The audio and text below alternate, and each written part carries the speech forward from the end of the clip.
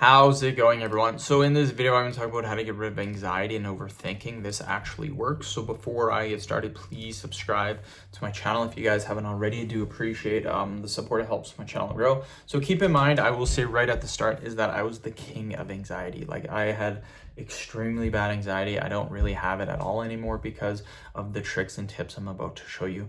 So the number one thing, this is probably the most important thing that I ever did, is if you're anxious about something, if you're overthinking about something, generally we're doing this about something that's about to happen in the future, then what I would do is, let's say I had like something big on Friday and it was Monday, I would spend basically the whole week thinking about it, getting nervous about it, playing things over in my head over and over again, thinking about the possible outcomes, usually thinking about all the bad outcomes. And then what I finally did is, I gave myself 5 minutes at the end of the day to worry. What I made sure is throughout the day, I do not worry. I don't get anxious. I don't think about that thing that's coming up. But at the end of the day, I give myself 5 minutes to just think about it, think about all the possibilities, and that's it. The 5 minutes is done. I'm done with it. I go to bed. I wake up in the morning. I do my whole day. Then that day, 5 minutes, I think about it. That is it. So instead of thinking about it for 6 hours on Monday, 6 hours on Tuesday, I'm now giving myself 5 minutes.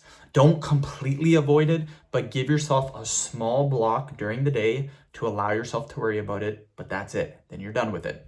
What will happen is, by doing this, eventually you will not need that small block and you just won't worry about it. Because what I've realized is a lot of these things, they're out of your control.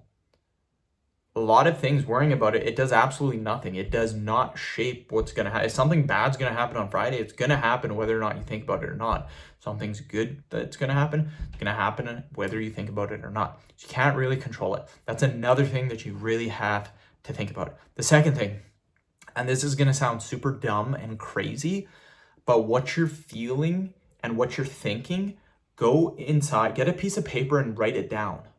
If you don't have a piece of paper, go in your phone, go in your notes and just write it out. Once you write it out, say it out loud. Be like, hey, I am nervous about Friday because there is a big test and I really think I'm going to fail it. I don't think I'm very smart. I don't think I'm going to get the information. Just read it out loud. That actually really helps, believe it or not.